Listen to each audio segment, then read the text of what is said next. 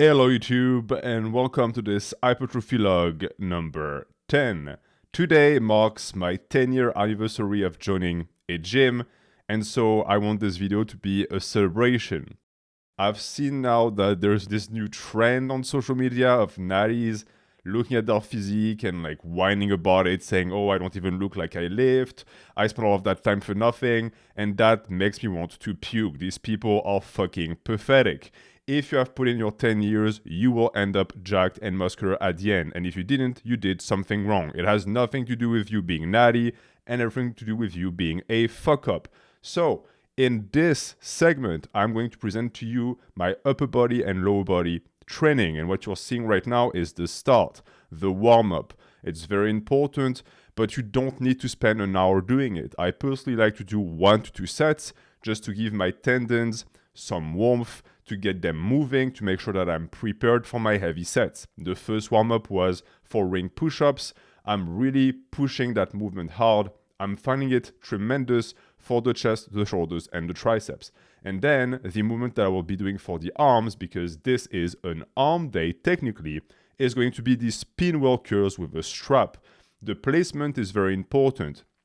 You see that they're not wrapped around the thumb, they're wrapped around the hand. That way, my pronator is not as taxed and challenged, but I get much more work for the brachialis, and that's exactly why I'm doing this movement for. You'll see when I do my heavy sets, the techniques that I use to make sure I get the most hypertrophy from them as possible. But first, the hardest part of every workout, to put my backpack on. So once it's on, the hardest part is done, I move on to the push-ups. These ones are done in an incline stance, so my torso is not parallel with the floor, and I feel that this gets me a better stretch for the lower chest. It allows me to lift more weight.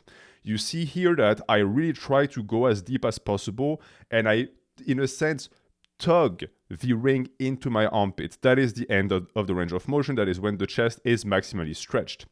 In this case, for this exercise, and for as many exercises as I can, I do rest pose. So once I go to failure, okay, I do not stop shy of failure. That is not the proper way to do rest pose. Once I go to failure, I'm going to take 10 to 15 seconds, catch my breath, focus my spirit, and once that is done, I jump back into the set. And the amount of reps you get past failure, very high intensity, are very surprising for the most part. I tend to get 2 to 3 reps. This is literally free volume, super close to failure, meaning that it creates response, it gives stimulus to the muscle, and it leads to very good gains. I highly recommend you attempt this strategy in your training as well. And yes, it is very tiring, very taxing, so when you start, only do 1 to 2 sets of rest pose, don't do all of your sets, that way you get a feel for it. Wow, my arms look fucking amazing here. I'm still at 220, I'm going to be maintaining and recomping for as long as I'm still making progress in the gym, because I'm high body fat, so why not? And the bulk will continue once I'm done with this recomping phase. The next exercise that I'm going to be doing is a belt row that I do specifically for the traps. So the way I do it is I try to pull into my body, but I don't really care that much if the elbow actually goes high or not, as long as I get the stretch at the bottom and I really pull, in a sense, with the entirety of my back and my traps in particular, then this is good. This is the standardized range of motion that I use for that exercise. Other exercises, I'm going to be much more strict, but here it's all about lifting as heavy as possible for 10 reps. And both sides are going to be done in the same fashion.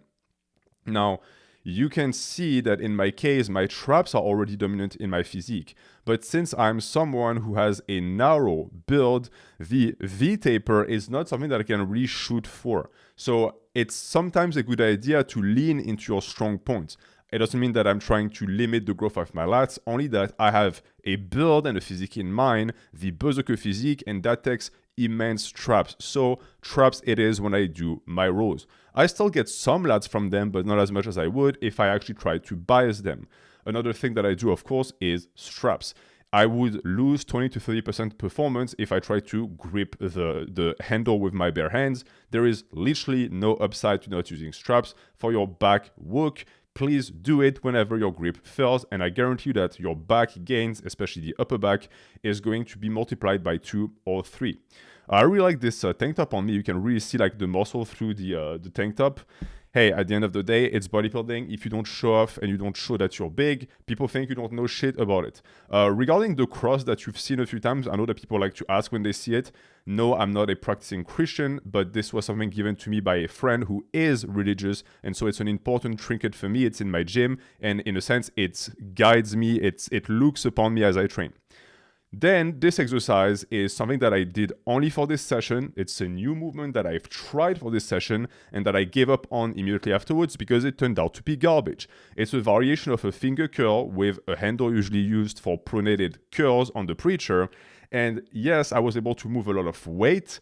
It felt very, very intense. But the next day, I got pretty serious pain in the tendons of my wrist and elbow. And when that happens, I know that some people tend to try and push through it, saying, oh, I'm going to adapt to the movement. Fuck that. I'm a prima donna. I'm a bodybuilder.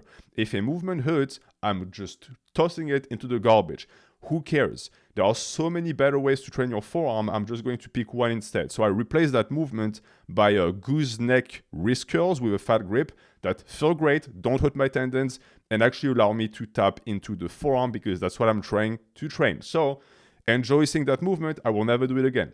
Then we are finally moving to the top set, the hard set of the pinwheel curl that I do again with this handle. The way I think about doing them is I focus on really allowing the weight to stretch the arm and the brachialis during the negative, but I never fully straighten out the arm. You'll see that my elbow is always a bit flexed. And this movement is one that I'm not afraid to do super, super intense because the bicep tendon is protected because of the angle of the arm. And of course, I do rest pose. When it comes to isolation movements, especially stuff like this that you can be stuck on forever and plateau, you need to do rest pose. It is a hack to break through plateaus and to keep putting on weight. If I did not do that, I would be stuck at 50 pounds, but I'm able to add 2 pounds, 2 pounds, 2 pounds a session because these 10-15 seconds of rest allow me to get these 2-3 extra reps that allow me to clear the rep range and go up in weight. Super important. If you start rest pose as an intensification technique, you start with your isolation and then you apply it to your upper body compounds. And if you're a true maniac, one day you'll do it for your lower body compounds. If you really don't like to lift, you'll do it with split squats. So here, I'm only going to show you the remaining reps for the other arm after the pose to show you what the technique looks like and to show you that the intensity is preserved. That is the entire point of rest pose. It's an intensity technique. So if the reps that happen after the pose are less intense than the one before, you are doing something wrong. They should be the hardest reps that you do in your set always.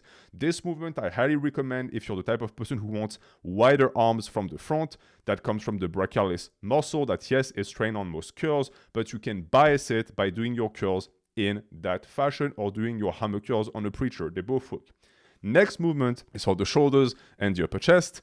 And here I'm not doing it properly. I'm going to give you the pointers later on how to do it properly, but essentially the idea of the movement is that the front of the delt is going to be stimulated, but that the action of raising the arm is also one that recruits the upper chest, which is why you see me touching my upper chest. Now, the way I like to do this movement is before I start raising the arm, I in a sense shrug the arm up and I flex the upper chest, and that way I can feel it much more when I go up like this.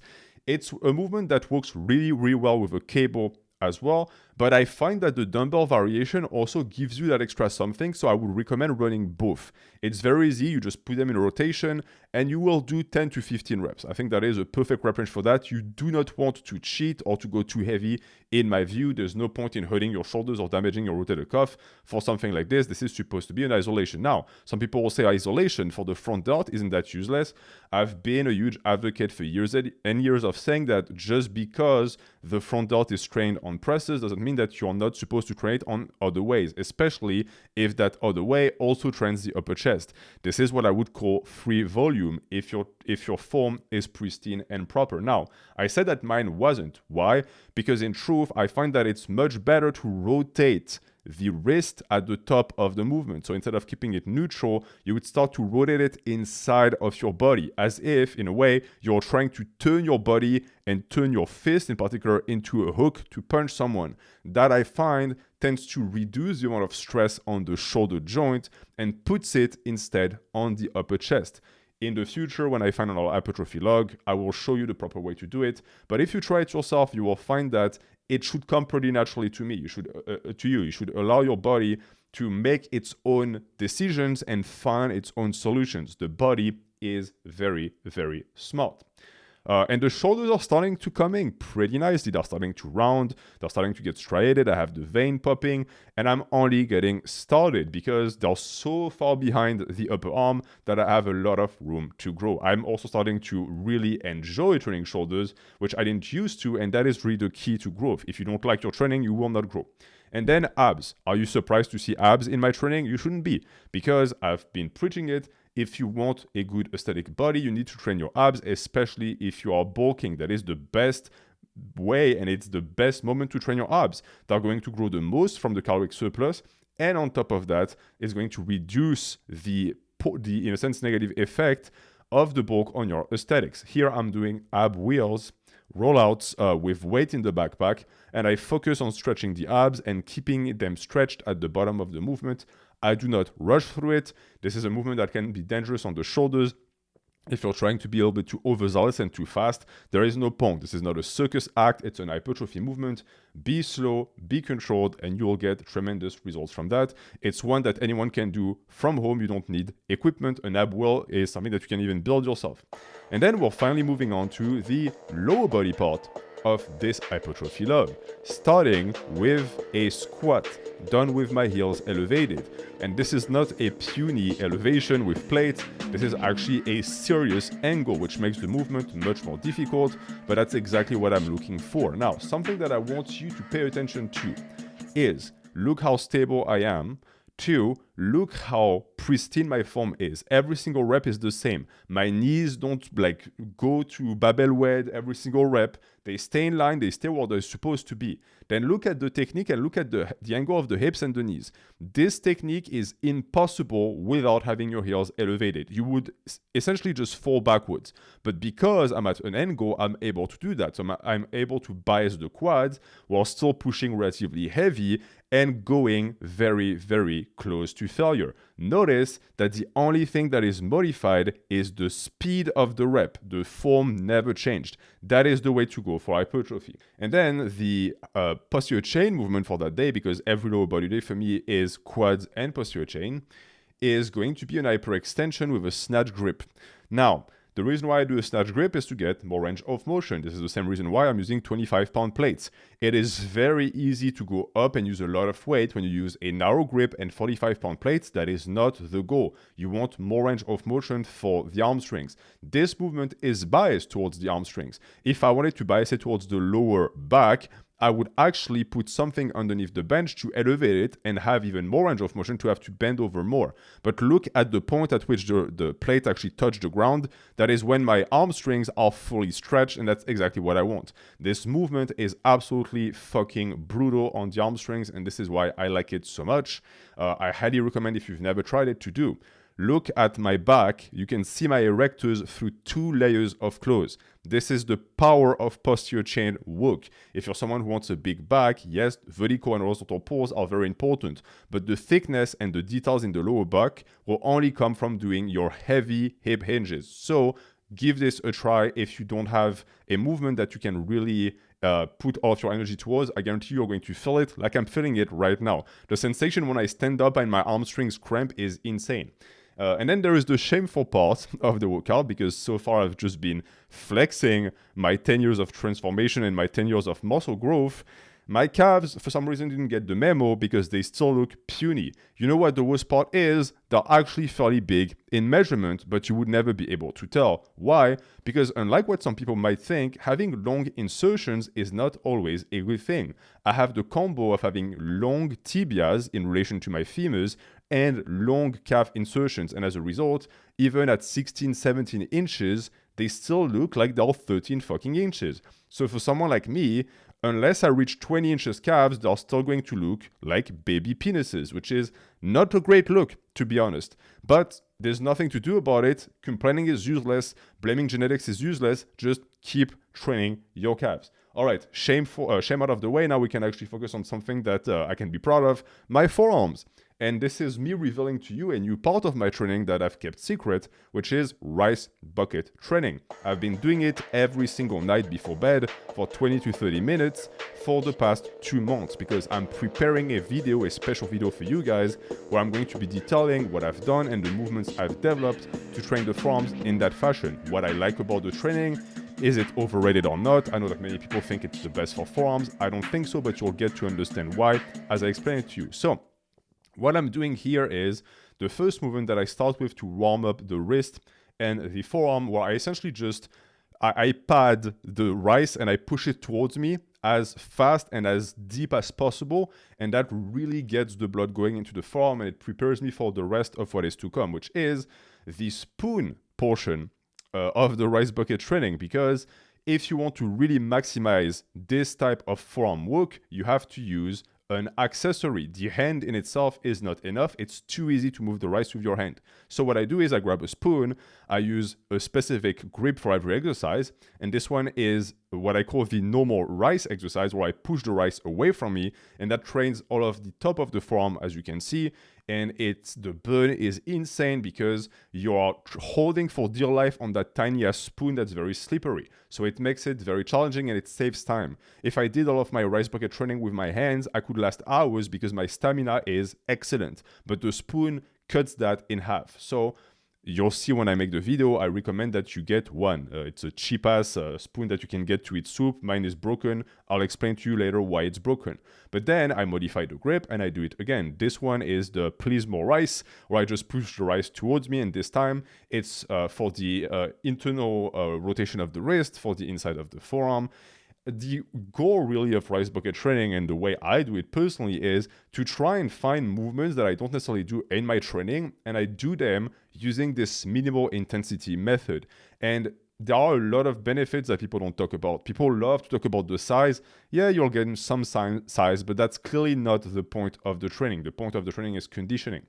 And then after that, the next movement is going to be grabbing. So you could say, well, that's redundant. You already do that in your training. Yes, you're correct. But when you grab in your training, you grab onto something finite and your hand remains closed. Even with a gripper, you grab onto something that is finite, a tangible item. With rice, you grab through the rice, and the feeling is completely different. And the pump you get from that shit, holy fuck. Now, look at this. This is not genetics. This is not rice bucket training. This is the result of forearm isolation for years and years and years. Anyone who tells you that it's not possible to grow big forearms is full of shit. This is natural bodybuilding. Any body part you want to grow, if you have a method and if you have the discipline and the motivation, will grow. There is no way around that. There is no such thing as something that is not growable. Proof is in the pudding. My arms used to be tiny, especially my forearms, and now they're pretty huge. All right, so next one, and this is the last part of the rice bucket, where I just rotate my wrist. And this is mostly for wrist health. You still get a great pump from it. You still get some work for it. But this is what I end the rice bucket training with, so that I end on a quote-unquote rehab note. It feels tremendous. And it's actually quite fun. You know, you can just sit in front of a documentary or a podcast and you do a rice bucket. Just be warned, it actually is fairly noisy when the rice swooshes around. Then I put back the holy spoon in the holy bucket and I hide it in my office. My wife does not know that I'm doing this. I think she would freak out because she would think it's going to attract rodents. The only rodent attracted by a rice bucket would be me, the rice man. So after this, I'm going to show you, spoiler, the second part of rice bucket training that no one talks about, that completes it and is very important, the elastics. This is something that I think should not be neglected for the health of your fingers, arms, and elbows. And you can do a ton of fun shit like this. What am I doing exactly? I don't know, let me know in the comments, but that is pretty much that. And it concludes this video. Damn, that was fast. So if you enjoyed it, you can click on the first link in the description. That is the coffee page. You can pledge a membership, $3, $5 a month, and that helps me actually keep making videos. It shows your support towards the channel, so that's very appreciated. And if you're looking for mentorship in the realm of bodybuilding, I recently started a School of Strategy. It's a new project. You can pledge a strategist membership and I will give you guidance in the realm of lifting. There are a lot of people who have already pledged, so I'm a little bit swamped, but reach out to me and we'll see what we can do for you. Thank you for watching, and I will see you very, very soon.